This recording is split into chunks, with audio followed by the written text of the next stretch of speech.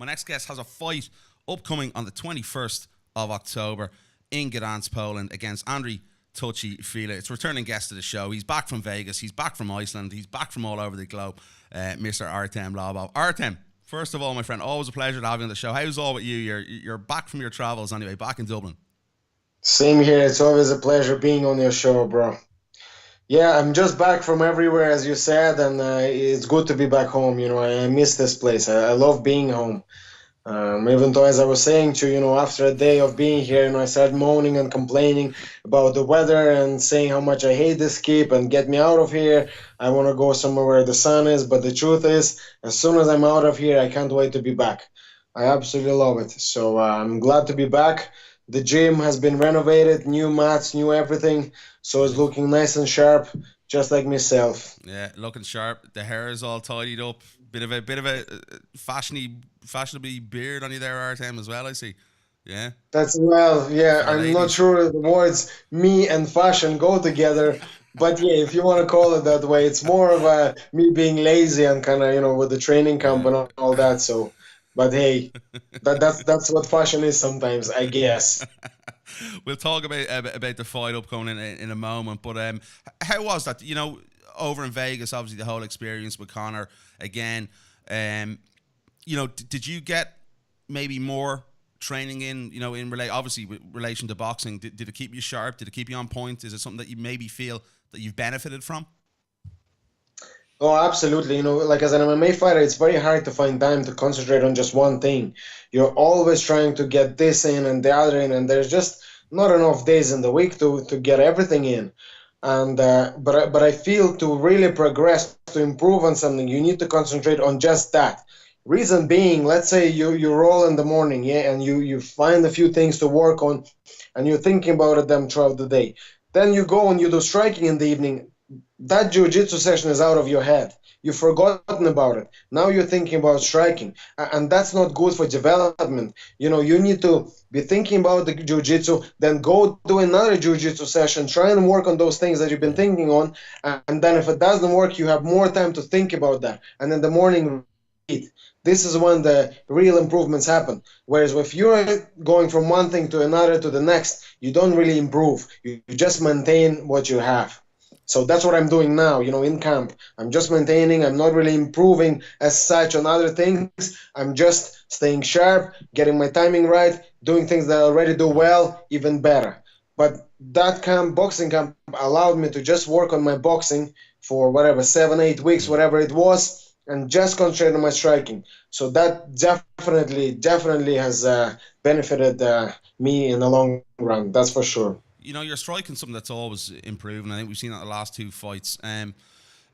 Do you feel though, as you've made a huge amount of improvements, as you said there, is there noticeable improvements? Maybe can you take a little bit more time, as you said, to do something else in this training camp, because it's almost become second nature over the last 3 to 4 months with Conor? No, absolutely. I feel that I have made huge improvements, and I got a chance to spar some of the boxers that were part of the camp as well. So that was great. And even working on your boxing stamina, your arm stamina, your shoulders. Yeah. Like the first few sessions, I found very difficult on my shoulders. My shoulders have been bits for days after, just burning from, throwing so many shots with 16-ounce gloves. So that was a big thing for me as well. Work on the stamina. I can go for days now, especially when I put on them MMA gloves that are so light. I feel like my hands are just flying. Definitely. Are you glad to be back to mixed martial arts? Obviously, it was a lot of times you said there, doing boxing over with Conor. Is it almost maybe a relief the whole thing's over? The hype is gone away? Yeah, I'm very happy to be back to mixed martial arts, because the reason being as well, as I was doing boxing training and as I was sparring, I just couldn't help but see all those openings that were there the whole time, and I didn't even notice them beforehand. I just be kind of doing MMA and that would be it. But now, when I actually wasn't able to use a lot of the tools and I could only rely on my boxing skills, I suddenly started seeing all the different openings and opportunities for shots that I could land, with, let's say, elbows and knees and maybe some sweeps and all other things. And that just showed me how limited boxing is in terms of true fighting.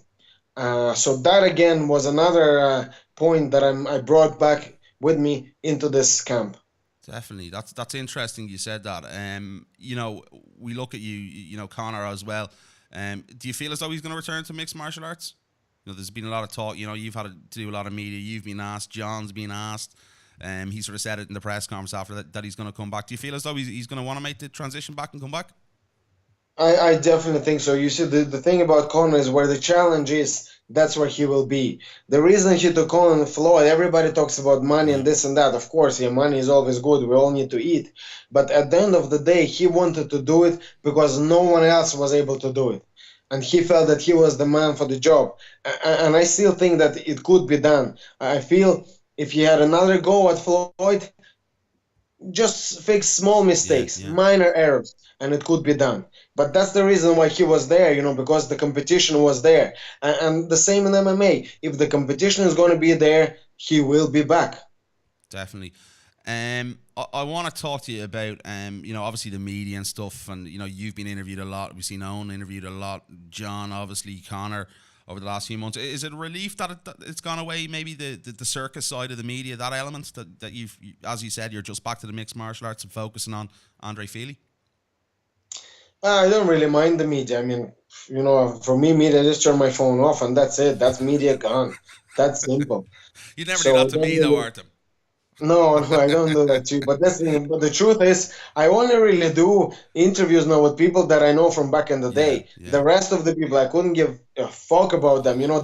I get messages from all these guys saying, "Oh, they've got a huge platform here and there." Couldn't give a bollocks about your platform. That's just me being honest. And that's not, I'm not trying to sound bad. I understand that media is needed to spread the news and sell the fight. But me, myself, personally, I could not give a fuck. I'm doing the interview with you. I do an interview with Pizzi only because I enjoy talking to you. I do interviews with Al Havani often because I also enjoy talking to him. And there's a certain, people that I don't mind doing interviews with because I like talking to them. They're nice people, and an interesting conversation. But their platform, I couldn't give a fuck how big their platform is. Honestly, it doesn't matter to me. There you go. Well said, Artem. I enjoy talking to you as well, buddy. Gdansk, Poland, right? 21st of October. Andre Fili's been opponent. Obviously, he fights at a Team Alpha Male in the States. How did that one come about? We know you at this stage. You accept fights, whoever Sean Shelby throws at you. Was that the case? Sean said the name and you're on board?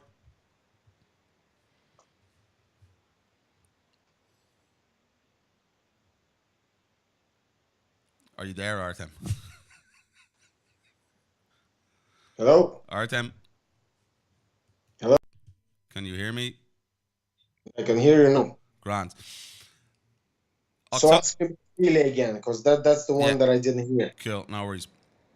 October 21st, Andre Fili, Gdansk, Poland. Sean Shelby, we know you accept the fights. Anyone that's thrown your way. Was it a case of that? Sean gave you the name and you signed up straight away? Yeah, I basically said to Sean, I said, look, Sean, after the fight, I'm ready to, get my own fight. Who have you got for me? I understand I'm not in position to pick and choose. I'm not going to ask for anyone. I mean, even if I was to ask someone, I ask for the hardest guy available to me. But this time I didn't feel I was in a position to ask for anything. I'm coming off a loss. I was given and even that fight, that was an opportunity given to me. That was really a fight for me to shine, and obviously I bottled it, but, whatever, I live to fight another day. But now, I was in a position where I couldn't pick who I fight. So I just said, look, whoever you give me, I will take. I did throw in a few names in the hat.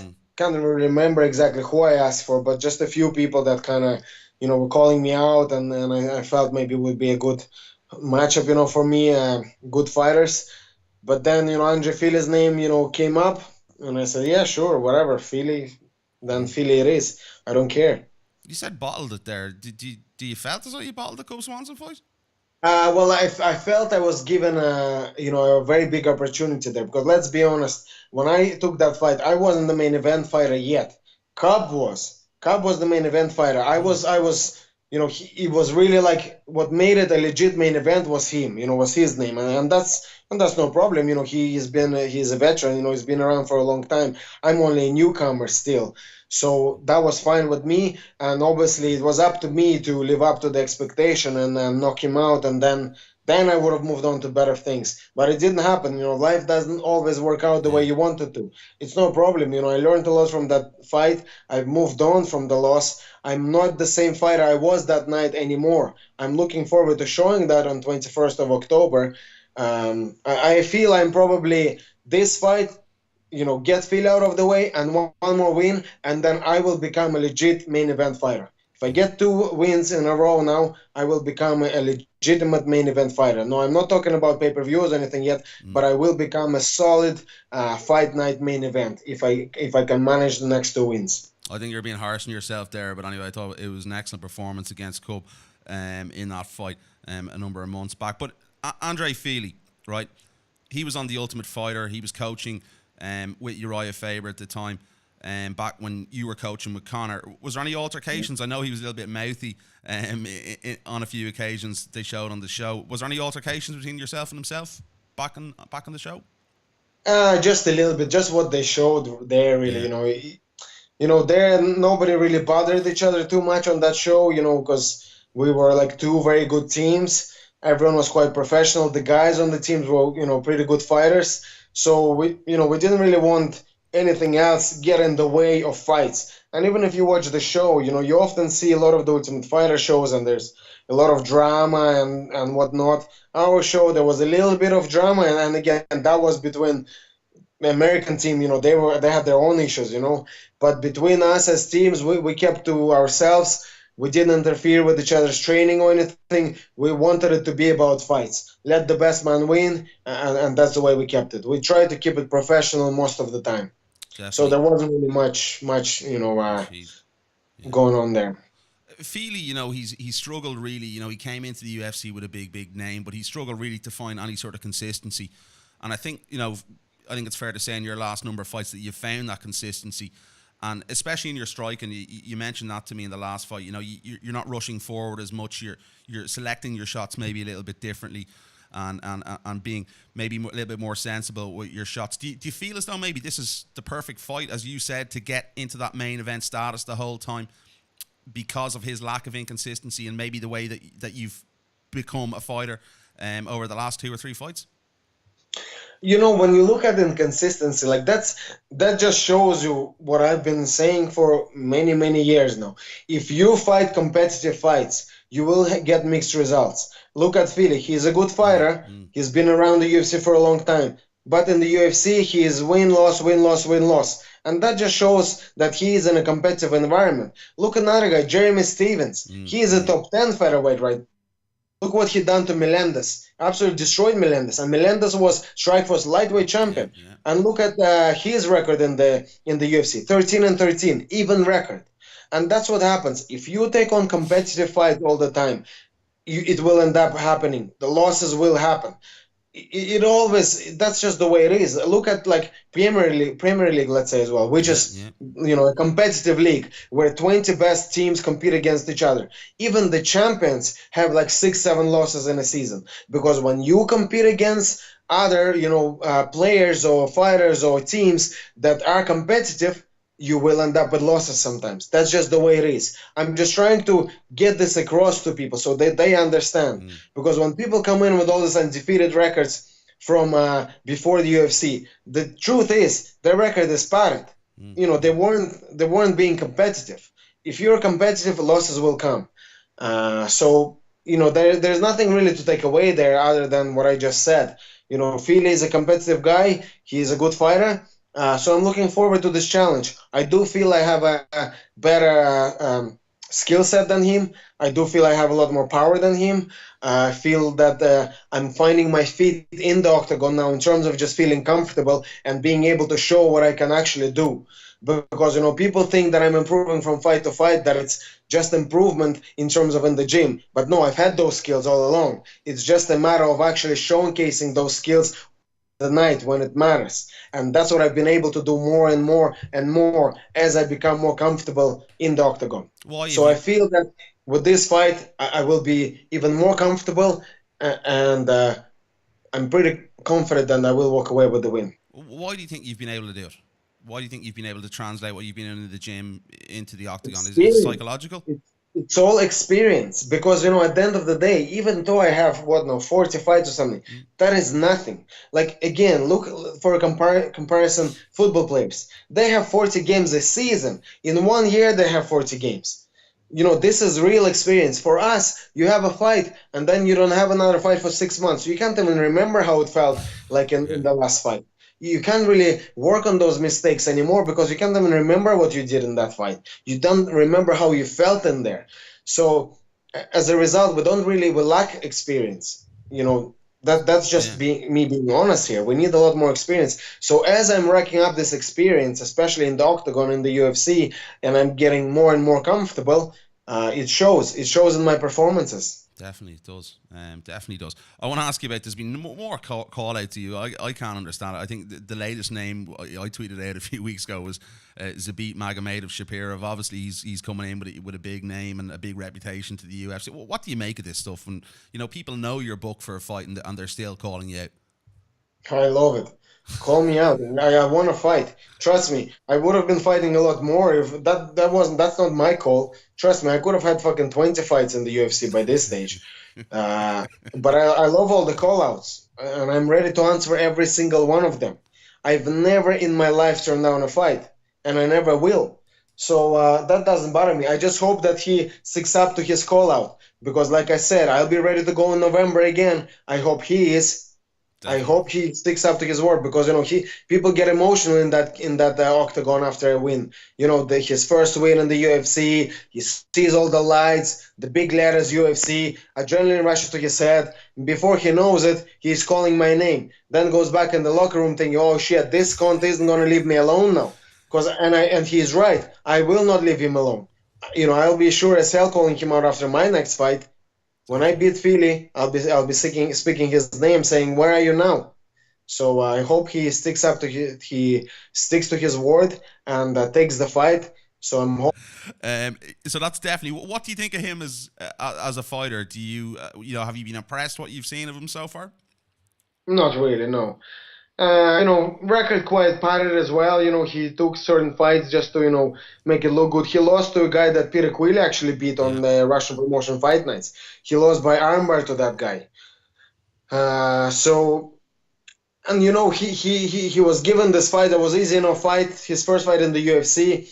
You can see that he hasn't been in there with like proper solid fighters. Even all that flashy shit that he was doing, jumping off the cage in the middle of the fight. A true fighter knows that you don't allow yourself to waste energy like this in a real fight. You just don't. That's just a waste of energy. That's all I see. You can maybe do that at the end of the fight, like Anthony Pettis done before, when you don't have to preserve your energy. But in the middle of the fight, that shows to me inexperience. This kid hasn't been in there with somebody like me. He doesn't know what he's in for. When I'm in there and I put it on him and he does all his flashy shit and I'm still in his face, still ready to spark him, he'll know all about it. So I'm looking forward to taking on that challenge. Get Phil out of the way and that get him. And to be honest, for me, the reason I even want him in November because this is perfect for me. He's tall, just like Philly, kind of awkward a little bit, Yeah. switching stances, just like Philly does. So I do this camp for Philly. I'm ready to take him on straight after. Wow. So he's definitely in the notebook anyway for November. 100%. 100%. Wow. Okay, Andre Fili, obviously, it's great to see you back in there. Looking forward to the fight, Artem. Always a pleasure to have you on the show, my friend. Hopefully, I'll be over there in Gdansk, depending on if Graham wants to send me over or not. But you never know with him; he's a little bit cheap sometimes. But I appreciate the time as always, Artem. Good stuff. Thank you very much.